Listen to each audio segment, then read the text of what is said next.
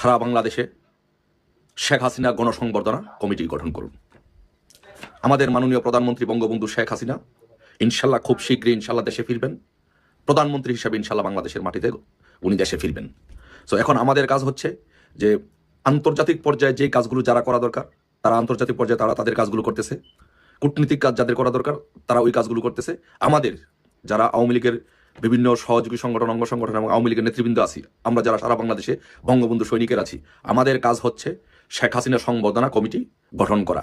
আমাদের এই সংবর্ধনাতে যেন তাকে রিসিপশন যেদিন করা হবে সেদিন যেন আমাদের 1 কোটি লোকের উপস্থিতি যেন আমাদের থাকে।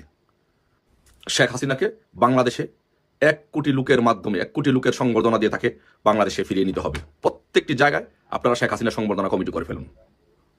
শেখ হাসিনা সংবর্ধনা কমিটি করে আপনারা প্রস্তুতি নিয়ে রাখুন। 26শে মার্চের আগে আমাদের প্রস্তুতি নিয়ে রাখতে হবে। 1 মাসের ভিতরে, এই 1 মাসের ভিতরে আমাদের কমিটি করে একদম রেডি করতে হবে। 26শে মার্চের আগে আমাদের ফাইনাল প্রস্তুতি নিয়ে রাখতে হবে। শেখ হাসিনা 26 তারিখের আগে ইনশাল্লাহ শেখ হাসিনা বাংলাদেশে আসবে। আমরা সংবর্ধনা প্রস্তুতি কমিটি করতেছি। একটা রব তোলেন, বাংলাদেশের একটা ভাইব তৈরি করেন যে প্রধানমন্ত্রী আসছে, রাজপথ কাঁপছে, শেখ হাসিনা আসছে, রাজপথ কাঁপছে।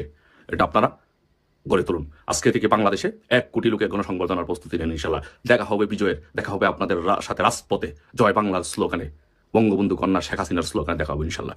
জয় বাংলা, জয় বঙ্গবন্ধু। আগামী 19 এবং 20শে জানুয়ারি বিশেষ কিছু কি ঘটতে যাচ্ছে, বিশেষ কিছু ঘটবে।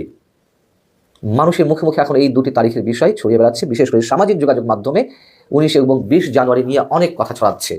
এর কোনো কোনো বিষয় নিয়ে আন্তর্জাতিক বিভিন্ন গণমাধ্যম সহ দেশের বিভিন্ন গণমাধ্যমে এর মধ্যে নানান ধরনের রিপোর্ট প্রকাশিত হয়েছে। আসলে কি ঘটতে যাচ্ছে 19 জানুয়ারি সম্পর্কে যেটি জানা যাচ্ছে তা হচ্ছে ওই দিন ক্ষমতাচ্যুত প্রধানমন্ত্রী আওয়ামী লীগ সভানেত্রী শেখ হাসিনা দলীয় নেতাকর্মীদের সঙ্গে একটি ভার্চুয়াল বৈঠকে যোগ দেবেন। ভার্চুয়াল বৈঠকে যোগ দেবেন, সমাবেশ নয়।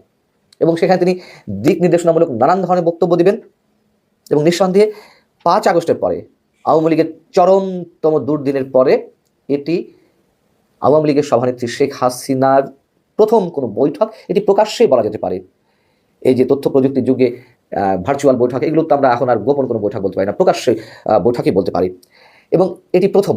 কেন প্রথম বলছি, এর আগে শেখ হাসিনা যুক্তরাষ্ট্রে আওয়ামী লীগের সমাবেশে ভার্চুয়ালি যোগ দিয়েছেন, যুক্তরাজ্য শাখা আওয়ামী লীগের সমাবেশে ভার্চুয়ালি যোগ দিয়েছেন, কিন্তু দলীয় নেতাকর্মীদের সঙ্গে তিনি এইভাবে কোনো ধরনের বৈঠকের মাধ্যমে কথা বলেননি। সেদিক থেকে এই বৈঠকটি নিঃসন্দেহে অন্তত আওয়ামী লীগের নেতাকর্মীদের জন্য অনেক গুরুত্বপূর্ণ।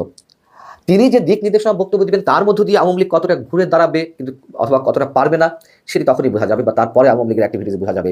কিন্তু এখন পর্যন্ত শেখ হাসিনা যেসব কথাবার্তা বলেছেন, যে ধরনের দিক নির্দেশনা দিয়েছেন, তাতে করে খুব বেশি লাভবান যে হওয়া গেছে তা নয়। যদিও সাবেক তথ্য প্রতিমন্ত্রী মোহাম্মদ এ আরাফাত, যাকে আওয়ামী লীগের পতনের জন্য শেষ মুহূর্তে বিভিন্ন ধরনের কর্মকাণ্ডের জন্য এই ব্যক্তিকে দায়ী করা হয়, সেই মোহাম্মদ এ আরাফাত তিনি বিবিসির সঙ্গে একটি সাক্ষাৎকারে বলেছেন যে আওয়ামী লীগ আগামী 2-3 মাসের মধ্যে পূর্ণাঙ্গভাবে বাংলাদেশের রাজনীতিতে আবির্ভূত হবে। এই ধরনের বড় বড় বক্তব্য আমরা শুনে আসছি, কিন্তু পূর্ণাঙ্গভাবে ঘুরে দাঁড়ানোর জন্য বা সাংগঠনিকভাবে শক্ত ভিত্তির উপরে দাঁড়াতে তারা যে পারবে সে ধরনের লক্ষণ আমরা কোনো দেখিনি, অন্তত গত 5 মাসে তাদের কোনো ধরনের বক্তব্য, বিবৃতি বা কর্মকাণ্ডের মাধ্যমে। এর আগে একটি দিবস কেন্দ্র করে, শহীদ নূর হোসেন দিবস কেন্দ্র করে তাদের যে আওয়াজ, তাদের যে নানান ধরনের বক্তব্য, বিবৃতি, প্রচারণা, তার মধ্যে মনে হচ্ছে তারা কি না কি করে ফেলবে। আমরা বলেছিলাম যে কিছুই করতে পারবে না, কিছুই হবে না, এবং সেটি দেখা গেছে। তবে 5 আগস্টের পর খোদ আওয়ামী লীগের নেতাকর্মীরা যেমনটি মনে করেছেন যে আওয়ামী লীগ বোধহয় শেষ, আর কখনো ঘুরে দাঁড়াতে পারবে না, এই ধারণা যেমন ভুল হয়েছে, এমনকি শুধু আওয়ামী লীগের নেতাকর্মীরা নয়, সাধারণ মানুষদের অনেকেও এমনটাই বলার চেষ্টা করেছেন যে আওয়ামী লীগ আর সহজে ঘুরে দাঁড়াতে পারবে না। কিন্তু সেই অবস্থার পরিবর্তন হয়েছে, এই বাস্তবতা। আওয়ামী লীগ আস্তে আস্তে তাদের সাংগঠনিক তৎপরতা বৃদ্ধি করছে, তবে তাদের যে হাক ডাক সেই অনুপাতে কিছুই নয়। আওয়ামী লীগ ঘুরে দাঁড়াবে সেটি আমিও নিজেও বিশ্বাস করি। আওয়ামী লীগ, বিএনপির মতন যে রাজনৈতিক দলগুলো এই উপমহাদেশে রয়েছে, তাদের শেকড় একেবারে উপড়ে ফেলা সম্ভব নয়, বরং বারবার তারা ঘুরে দাঁড়ায়, বারবার তারা মানুষের কাছে মিথ্যে প্রতিশ্রুতি দিয়ে হোক আর সততার সঙ্গে যে কোনো প্রতিশ্রুতি দিয়ে হোক তারা আবার ফিরে আসে। এটাই বাস্তবতা। বিষয় হচ্ছে যে 19 তারিখে যে বৈঠক, সেই বৈঠকটি কেন, এর পিছনে আরেকটি উদ্দেশ্য রয়েছে। যারা জেলের বাইরে রয়েছেন, যারা সাংগঠনিক কর্মকাণ্ডে ভূমিকা রাখতে পারেন, তাদের উদ্দেশ্যেই বিশেষ করে মেসেজ দিতে যাচ্ছেন শেখ হাসিনা। আর জেলের ভিতরে তো অনেকেই রয়েছেন, আওয়ামী লীগের সভাপতি মণ্ডলীর সদস্য থেকে শুরু করে সম্পাদক মণ্ডলীর সদস্য, সহ সাধারণ সম্পাদক, সাংগঠনিক সম্পাদকদের অনেকেই জেলে রয়েছেন, কারাগারে রয়েছেন, অধিকাংশ আবার পলাতক রয়েছেন। তাহলে যারা পলাতক রয়েছেন তাদের উদ্দেশ্য মেসেজ, এবং যারা মোটামুটি এলাকায় আছেন এখন পর্যন্ত, মাঝারি গোছে যারা নেতা বা তৃণমূলের, তাদের উদ্দেশ্য নিশ্চয়ই কোনো মেসেজ আসবে। কিন্তু শেখ হাসিনা এখনো পর্যন্ত যে বক্তব্য বিবৃতি দিয়েছেন তা কি খুব বেশি ফলপ্রসূ হয়েছে? বরং মানুষ সেগুলো প্রত্যাখ্যান করেছে। আওয়ামী লীগের নেতা কর্মীরাও তারাও বিরক্ত প্রকাশ করেছে। তাদের যে বিরক্তির প্রকাশ তার কারণটা কি? যেমন শেখ হাসিনা কখনো কখনো বলেছেন তিনি টুপ করে বাংলাদেশ ঢুকে পড়বেন, তিনি সীমান্তের কাছাকাছি রয়েছেন। এগুলো অবাস্তব কথাবার্তা। এই মুহূর্তে শেখ হাসিনার বাংলাদেশে ফিরে আসা চোখ বন্ধ করে যে কেউ বলে দিতে পারেন যে একেবারেই অবাস্তব একটি বিষয়। তারপর কি বলেছেন?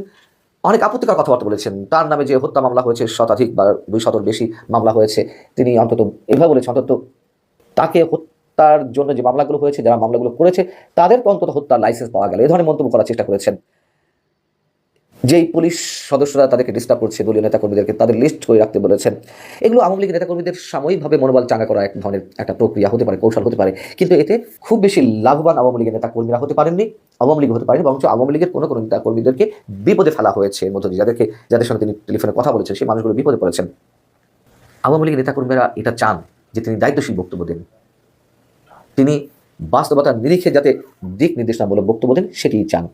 এটা আমি অনেকের সাথে কথা বলে দেখেছি। অনেকে তার বিভিন্ন ধরনের বক্তব্যের কারণে বিরক্ত। এখন দেখা যায় 19 তারিখে কী ধরনের বক্তব্য দেবেন। আর নতুন করে অনেক ধরনের কথাবার্তা হচ্ছে যে আওয়ামী লীগকে ঢেলে সাজানো হবে, তরুণ নেতৃত্বকে আনা হবে। খুব ভালো কথা, যাদের ইমেজ এখনো পর্যন্ত মানুষের কাছে গ্রহণযোগ্য তাদেরকে দিয়ে যদি আওয়ামী লীগ পুনর্গঠন করা যায়, নতুনভাবে নতুন সাংগঠনিক ভিত্তিতে আওয়ামী লীগ আসে, মানুষ গ্রহণ করলে করতেও পারে। তবে আওয়ামী লীগ ঘুরে দাঁড়াবে আমি প্রথমেই বলেছি, এটা আমি বিশ্বাস করি, এটি আমার অভিজ্ঞতা থেকে আমি বলতে পারি। কিন্তু ক্ষমতায় আসবে আগামী 10-15 বছরের মধ্যে, অন্তত 10 বছরের মধ্যে, এমনটি কল্পনা করা মোটামুটি অবাস্তব, এটাও আমি বলবো। আর 20 জানুয়ারি সম্পর্কে যেগুলো সামাজিক যোগাযোগ মাধ্যমে নানান ধরনের মন্তব্য করা হচ্ছে, এটা পুরোপুরি আপাতত এই মুহূর্তে অবাস্তব। 20 জানুয়ারি ডোনাল্ড ট্রাম্প মার্কিন মসনদে বসতে যাচ্ছেন আনুষ্ঠানিকভাবে, তিনি হোয়াইট হাউসে প্রবেশ করবেন, পূর্ণ ক্ষমতা গ্রহণ করবেন এবং তারা আশা আছে ট্রাম্প ক্ষমতায় এলে একেবারে আওয়ামী লীগকে যেন কোলে করে তুলে ক্ষমতায় বসিয়ে দেবে। যেমনটা 7 জানুয়ারি নির্বাচনের আগে বিএনপির অনেকে মনে করেছিলেন, অনেকের কথা বলছি আমি, যে যুক্তরাষ্ট্র বোধহয় আওয়ামী লীগের পতন ঘটিয়ে বিএনপিকে ক্ষমতায় বসিয়ে দেবে। এটি সত্য কথা যে যুক্তরাষ্ট্রের অনেক ধরনের কৌশল থাকে, অনেক ধরনের প্রক্রিয়া থাকে। ডেভেলপিং কান্ট্রিগুলোতে রাজনৈতিক বিষয়ে হস্তক্ষেপ করেন তাদের নানান উদ্দেশ্য হাসিলের, কিন্তু এইভাবে না একেবারে রাতারাতি কিছু করে ফেলবে, এগুলো একেবারে ছেলে মানুষ যারা এগুলো ভাবছেন। হ্যাঁ, ট্রাম্প ক্ষমতা এলে জো বাইডেন প্রশাসন, ডক্টর মোহাম্মদ ইউনূস প্রশাসন যেভাবে সহযোগিতা করছিলেন বা করার প্রতিশ্রুতি দিয়েছিলেন সেটি হয়তো থাকবে না, তার কিছু কিছু সিমটম আমরা এর মধ্যে দেখতে পাচ্ছি। কিন্তু তাই বলে 20 জানুয়ারি ডক্টর মোহাম্মদ ইউনূসের বিদায় হয়ে যাবে, বর্তমান সরকারের পতন ঘটবে, আওয়ামী লীগকে একেবারে সগৌরবে বাংলাদেশের ক্ষমতার মসনদে নিয়ে এসে বসিয়ে দেবে, এগুলো যারা মনে করছেন আমার মনে হয় তারা কল্পনা জগতে বসবাস করছেন। তবে 19 জানুয়ারিটি অবশ্যই আওয়ামী লীগ নেতাকর্মীদের জন্য গুরুত্বপূর্ণ একটি দিন। শেখ হাসিনা যদি দায়িত্বশীলতার সঙ্গে বাস্তবতার নিরিখে কোনো দিক নির্দেশনা দিতে পারেন, অবশ্যই সেটি আওয়ামী লীগের জন্য ভালো। আর আওয়ামী লীগকে সুসংগঠিত করবে তরুণ নেতৃত্বের মাধ্যমে, ক্লিন ইমেজের ব্যক্তিদের মাধ্যমে। সাথে যদি 5 আগস্ট আগে সরকারি দল হিসেবে আওয়ামী লীগের যে ভূমিকা তার জন্য ক্ষমা না চাক, অন্তত যদি ভুল হয়েছে এমন কিছু মন্তব্য করে থাকেন, অনেক ক্ষেত্রে ভুলের কথা তারা স্বীকার করে থাকেন, সেটি আওয়ামী লীগের জন্য অবশ্যই ইতিবাচক কোনো বার্তা নিয়ে আসতে পারে। আজকে আমরা বলতে বাধ্য হচ্ছি যে আওয়ামী লীগের যে কালচার, আওয়ামী লীগের যে সংস্কৃতি ছিল আর বর্তমানে ডক্টর মোহাম্মদ ইউনূসের সরকারের আমলের এই যে কালচার সংস্কৃতির মধ্যে তফাৎটা কোথায়? আজকে আমরা ধিক্কার জানাই কিভাবে এই খুনিরা 6 ঘন্টার মধ্যে জামিন পায়। 2 জন আক্রমণকারীকে পুলিশ গ্রেপ্তার করেছিল, তাও আমাদের চাপে। আমরা এই বিশ্ব বরেণ্য বাংলাদেশের একমাত্র নোবেল বিজয়ী ডক্টর মোহাম্মদ ইউনূসকে প্রধান চেয়ারে বসিয়েছিলাম। আমাদের আশা ছিল তিনি ন্যায় বিচার প্রতিষ্ঠা করবেন, তার মাধ্যমে বিচার বিভাগ স্বাধীন হবে, বাংলাদেশের মানুষ ন্যায় বিচার পাবে, এটাই ছিল আমাদের প্রত্যাশা। কিন্তু তিনি চেয়ারে বসার পরেও আমরা যে ধরনের ঘটনাগুলো দেখতে পাচ্ছি, আসলে আমাদের বলতে এখন আমরা বাধ্য হচ্ছি, doctor Muhammad Yunus sir, you are not fit for Bangladesh. এখন তিনি এতদিন বলতেন যে শেখ হাসিনার পুলিশ, শেখ হাসিনার ছাত্রলীগ, শেখ হাসিনার এটা, শেখ হাসিনার সেইটা। এখন তো ভাই শেখ হাসিনা নাই, এখন কি আছে? ডক্টর মোহাম্মদ ইউনূস আছে। তিনি আশ্চর্য হয়েছেন যে এই ইউনূস সরকারের পুলিশ কিভাবে ফাংশন করছে, কিভাবে ওনাকে যারা মানলো তারা 6 ঘন্টার মধ্যে জামিন পেয়ে গেল। আমার কাছে একটা প্রশ্নবোধক চিহ্ন যে ফারুকের উপর যে হামলা হয়েছে, যেভাবে রক্তাক্ত হয়েছে, এগুলো কিন্তু ফুটেজ কানেক্টেড। তারপরে অপরাধীরা গণ অধিকার পরিষদের চাপে গ্রেপ্তার হইল, 6 ঘন্টার মধ্যে আসলে কীভাবে জামিন হলো? তার মানে কি হ্যালো? তিনি দাবি করছেন যে আগে এরকম জামিনগুলো কিভাবে হইতো, যে শেখ হাসিনার বাসভবন থেকে একটা জজদের কাছে একটা মেসেজ যাইতো, জজরা অসহায় ছিলেন, যখনই শুনতো ছাত্রলীগ বা অমুক লীগ বা তমুক লীগ, তখন জজরা সেখানে রায়ের বেলায় তারা তাদের নিজস্ব মতামত বা যেটা রায় দেওয়া সেটা দিতে পারতেন না, এটা সেটেল থাকতো। তো আজকে তিনি একইভাবে বলছেন যে আজকেও কি আপনার ইউনূসের বাসভবন থেকে এরকম চিঠি গেল যে জজ সাহেব তাদেরকে 6 ঘন্টার মধ্যে কারাগারে যাওয়ার আগেই হাইকোর্ট থেকে এই আসামিরা জামিন পেয়ে গেল। আমরা কিন্তু এই জায়গাতে একটা প্রশ্নবোধক চিহ্ন রাখতে চাই, যদি এই হয় তাহলে এই দেশে বিচার ব্যবস্থা কবে ঠিক হবে? ফারুক তো রক্তাক্ত হয়েছে, এটা তো একদম চোখের সামনেই। তাহলে এত দ্রুত কেন মুক্তি পেল? কারণ তারা বৈষম্য বিরোধী ছাত্র আন্দোলনের পোলাপান, সার্জিসের খুব কাছের। এই তো এই জিনিসগুলাই বাংলাদেশ আওয়ামী লীগ সরকারের পতনের জন্য মানে দায়ী ছিল, যে পুলিশ গ্রেপ্তার করতো না, আদালতে গেলে আমাদের বিচারকরা, যে এখন 12 বিচারকের বিরুদ্ধে ইনভেস্টিগেশন হচ্ছে, রাষ্ট্রপতি নির্দেশ দিলেন। তো এখন যারা দায়িত্ব পালন করছেন, সার্জিসরা এসে যাদেরকে উৎখাত করলেন বিচারকদেরকে, আমরাও চাইছি বিচার বিভাগ নিরপেক্ষ থাকতে হবে। কে কোন দলের, কে কোন ধর্মের, কে কার ভাগিনা ভাতিজা ভাগ্নি ডাজন্ট ফ্যাক্ট, বিচারক রায় দিবেন যেটা সত্যি যেটা ন্যায় সেটার পক্ষে। তো এখন ফারুকের বক্তব্যগুলো তো শুনছেনি, মানে তিনি আরো ভিন্ন ভাষায় আরো বিশাল এক বক্তব্য দিয়েছেন। তো আরেক জায়গায় গণ অধিকার পরিষদের আরেকটা বক্তব্য আসছে যে তরুণরা ঐক্যবদ্ধ হলে নব্য দখলদারদের অস্তিত্ব থাকবে না। তো তারা নব্য দখলদার বলতে কাদেরকে বুঝাইলো? শব্দগুলো আমরা তো আর বাঙালি, হ্যাঁ, ককলে কলিকাতা বোঝা জাতি, আমরা কিন্তু বুঝি। ভাসুরের নাম মুখে আনে না, বাবিয়ে শোনো ভাসুরের নাম মুখে আনতে নাই, নতুন নতুন বিয়ে হওয়ার পরে ওনারা বুঝ দিচ্ছে। তো ওইরকম আর কি। এখন ওই যে বিএনপিও বলে একটি দল, জামাত বলে ওই যে ওরা, বাট বাঙালি বোঝে কে কারে আসলে গুতাচ্ছেন। তো ফারুক যেটা বুঝাইতে চাইছেন যে নব্য দখলদার বলতে ইউনূস সরকার ডাজন্ট ফিট। তারপর আরো কি কি শব্দ ইংরেজি কয়, মাশাআল্লাহ, হ্যাঁ, শিক্ষিত বোঝাই যায়। তো আবার সাথে সাথে বাংলাও বলে, গরিবদের বোঝার স্বার্থে বা আমরা যারা অর্ধশিক্ষিত আছে তাদের বোঝার স্বার্থে। তো সবকিছু মিলে এই সরকারের স্টেবিলিটি নিয়ে কথা বলে কিন্তু ফারুক ভাই কেলা লিখেছিলেন আহত অবস্থায়। এটাকে বলে বীরের জাতি। বাঙালিকে বীরের জাতি কেন বলে? হ্যাঁ, মাথার মধ্যে শিলি টিলি নিয়ে পট্টি বাইধা বৈশও কিন্তু ডক্টর ইউনূস সম্পর্কে সমালোচনা বন্ধ করে নাই। বরঞ্চ সরকারের যারা সমর্থক, ওই যে এখন তার ছাত্রলীগ দলটল নাই, বৈষম্য বিরোধী ছাত্র দল আছে, তো তাদেরকে কিন্তু সমালোচনা করছেন। তো এরকম যদি হয়, তারা যেভাবে কর্মসূচি ঘোষণা দিচ্ছে, ইউনূস সরকারের পতন কি তাহলে হয়ে যাবে?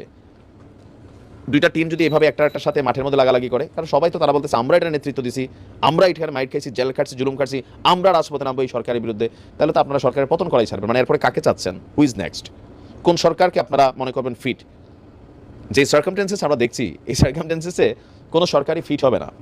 দেখা যাক তারপরেও ইউনূস সরকার এটাকে কিভাবে ডিফিট করেন। আওয়ামী লীগ আগামী 2-3 মাসের মধ্যে পূর্ণাঙ্গভাবে বাংলাদেশের রাজনীতিতে ফিরবে, তবে সেটি কিভাবে হতে পারে তা নিয়ে কোনো ধারণা দেননি তিনি। সাবেক তথ্য প্রতিমন্ত্রী মোহাম্মদ আলী আরাফাত বিবিসি বাংলাকে এসব কথা বলেন। গত 5 আগস্ট ছাত্র জনতার গণঅভ্যুত্থানে ক্ষমতা ছেড়ে ভারতে আশ্রয় নিয়েছেন শেখ হাসিনা। আগামী 19 জানুয়ারি আওয়ামী লীগের নেতাকর্মীদের সঙ্গে এক ভার্চুয়াল বৈঠকে তার দিক নির্দেশনামূলক ভাষণ দেওয়ার কথা রয়েছে। উদ্যোগটি সফল হলে এটি হবে শেখ হাসিনার সঙ্গে তার নেতাকর্মীদের প্রথম বৈঠক। দলটির যুগ্ম সাধারণ সম্পাদক আফম বাহাউদ্দিন নাসিম বলেন, শেখ হাসিনা সহ দলের নেতারা এর মধ্যেই তৃণমূলের ইউনিট নেতাদের সাথে আলোচনা শুরু করেছেন। লেভেল প্লেইং ফিল্ড হলে নির্বাচনেও যাব, এটাই আওয়ামী লীগের ঐতিহ্য। আমরা দলকে সংগঠিত করার কার্যক্রম শুরু করেছি। রাজনৈতিক বিশ্লেষক ও ঢাকা বিশ্ববিদ্যালয়ের শিক্ষক জুবাইদা নাসরিন বলেন, শেখ হাসিনা বা আওয়ামী লীগের রাজনৈতিক কর্মকাণ্ডে কোনো নিষেধাজ্ঞা নেই, তাই তিনি দলের নেতাকর্মীদের সাথে বৈঠক করতেই পারেন। এমন বৈঠক হতে পারে দলকে টিকিয়ে রাখার একটি রাজনৈতিক কৌশল। তবে সে বৈঠকে শেখ হাসিনা কি বার্তা দেন সেটাই দেখার বিষয়। আসলে কি করছে আওয়ামী লীগ? শেখ হাসিনা এর মধ্যেই ব্রিটেন সহ কয়েকটি দেশের আওয়ামী লীগের সিনিয়র নেতাদের পাশাপাশি বাংলাদেশের তৃণমূল পর্যায়ের বেশ কিছু নেতার সঙ্গে ফোনে কথা বলেছেন। দলের সাধারণ সম্পাদক ওবায়দুল কাদের সহ বিতর্কিত কয়েকজনকে সব কার্যক্রম থেকে দূরে থাকতে এবং গণমাধ্যমে আওয়ামী লীগের পক্ষে কোনো মন্তব্য না করতে নির্দেশনা দেওয়া হয়েছে বলে তথ্য পাওয়া গেলেও এর সত্যতা যাচাই করা সম্ভব হয়নি। এর মধ্যেই খবর এসেছে আগামী 19 জানুয়ারি শেখ হাসিনা তার দলের নেতাদের সঙ্গে একটি ভার্চুয়াল বৈঠক